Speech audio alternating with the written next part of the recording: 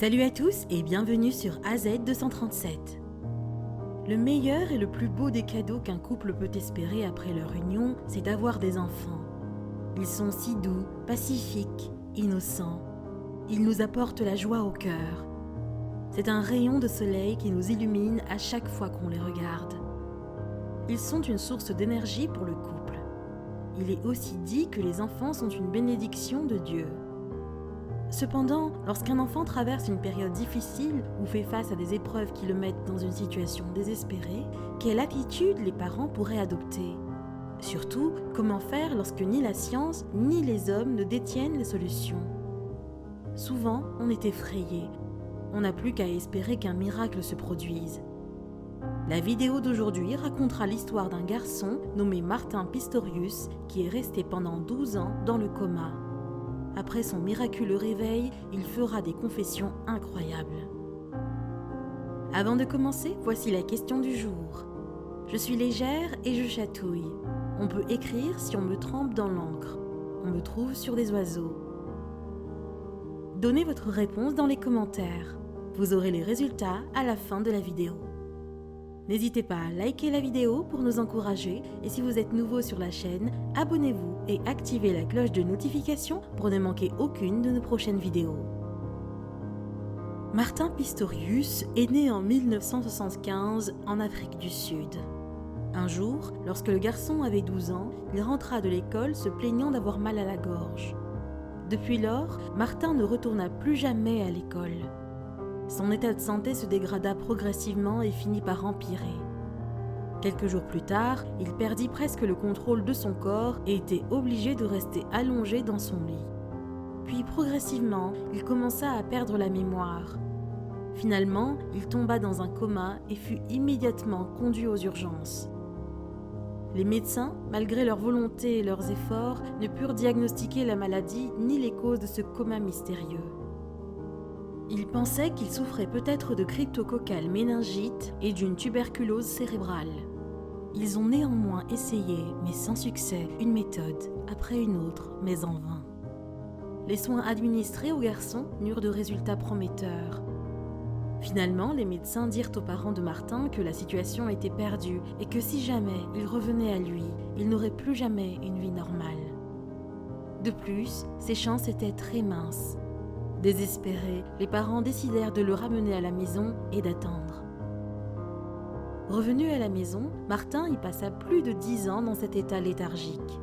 À la maison, tout le monde pensait qu'il avait perdu toute sensibilité et toute connexion avec le monde extérieur. Mais plus tard, Martin confia qu'il avait retrouvé la conscience quelques années après qu'il soit tombé malade et fit des révélations. J'étais complètement immobile, j'étais dans un coma virtuel et les médecins ne pouvaient pas diagnostiquer la cause. Peu importe les méthodes de traitement qu'ils essayaient, il n'y avait aucune réaction car j'étais perdu et personne ne pouvait me sauver. À l'âge de 17 ans, soit après 5 ans dans le coma, Martin réalisa la situation désespérée dans laquelle il se trouvait depuis tant d'années. Il se sentait comme pris dans un piège à l'intérieur de lui-même. Comme s'il avait atterri sur une île déserte, ayant pour seule compagnie des pensées obscures. Il était comme un spectre et les gens semblaient regarder à travers lui. Cependant, il ne pouvait pas bouger, il ne pouvait pas parler. Il avait peur à l'idée de passer toute sa vie seul dans cet état. Pendant tout ce temps, révéla-t-il, j'étais comme un esprit. Je pouvais tout entendre, je pouvais tout voir. J'avais le sentiment que je n'étais pas présent, car j'étais invisible. C'était une situation frustrante et effrayante. Martin continua en disant « C'est comme si vous étiez un esprit et que vous observiez la vie de l'extérieur, mais sans y participer, et les personnes autour de vous ne savent pas que vous êtes près d'eux. » Un jour, sa mère, dans un accès de désespoir, ne pouvant plus supporter la situation de son fils, avait dit « Ce serait mieux si tout cela se terminait. » Martin l'avait entendu, et c'était douloureux pour lui d'entendre ces paroles, lui ne pouvant montrer aucun signe de sa présence. Bien que, il comprit que sa mère le disait parce qu'elle se considérait comme une mauvaise mère, impuissante, ne pouvant apporter aucune aide à son fils souffrant. Seul son père continuait de garder espoir et la ferme conviction qu'un jour, il allait se réveiller. Le père de Martin s'occupait de lui. Chaque jour, il le lavait, le nourrissait, l'habillait et le massait. Désespérément, Martin, à l'intérieur de lui criait en disant « Papa, je suis là, ne me vois-tu pas ?» Mais son père ne l'entendait pas. La seule chose que Martin pouvait faire pour manifester sa présence était un léger mouvement de l'un des muscles de son coude, mais le mouvement était si faible que son père ne le remarqua pas. Cela le mit dans une grande colère et il commença à suffoquer.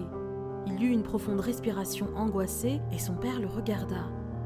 Martin, dans son intérieur, ne pouvait que prier afin qu'on voie le désespoir dans lequel il était et que celui-ci prenne fin. Dès lors, Martin se décida à exercer son cerveau à résoudre certains problèmes de son esprit. Lorsque Martin eut 25 ans, un membre du personnel médical vit une étincelle et une volonté de vie dans ses yeux. Progressivement, il commença à reprendre goût à la vie. Plus tard, il put parler et communiquer grâce à un ordinateur qui émettait des voix lorsqu'il entrait des données. Pour lui, une opportunité lui avait été donnée pour communiquer et s'épanouir. Dès lors, il retrouva une bonne et grande raison de vivre. Il put obtenir un diplôme puis décrocher un emploi comme web designer dans une société de la place. De nouveaux horizons et opportunités s'ouvraient à lui. Il était redevenu un homme normal. Quelque temps après, Martin tomba amoureux de Johanna, l'amie de sa sœur avec laquelle il se maria. Aujourd'hui, il vit heureux avec sa femme au Royaume-Uni. Bien après, Martin déclara « Je suis fier de qui je suis. La vie peut changer très rapidement du bonheur au malheur et vice-versa. Mais l'important est de savoir apprécier ce que nous avons et de s'en contenter à l'instant présent. » En 2011, Martin écrivit et publia un livre intitulé « L'enfant fantôme ». Dans ce livre, il raconta son histoire et partagea son expérience pendant ce temps où il était retenu à l'intérieur de son propre corps. C'était l'histoire de ce jeune garçon qui reprit connaissance après plus de 12 ans dans le coma et qui a pu recommencer une nouvelle vie. Plusieurs personnes n'auraient pas pu s'en sortir et reprendre le cours de leur vie. Cette histoire nous fait aussi comprendre que aussi longtemps qu'il y aura la vie, il y aura de l'espoir. Peut-être qu'à partir de cette expérience, quelqu'un apprendra à apprécier ce qu'il a et ce qu'il est, ce qui l'aidera à être heureux parce que notre bonheur dépend de nous. Quelle est votre opinion au sujet de cette histoire ? Dites-le nous dans les commentaires. Et maintenant, la réponse à la question du jour. Une plume. Bravo à tous ceux qui ont trouvé la bonne réponse. Nous voici arrivés au terme de cette vidéo. Merci de l'avoir regardée jusqu'à la fin. Surtout, n'oubliez pas de la liker et de la partager avec vos amis. À très bientôt sur AZ237.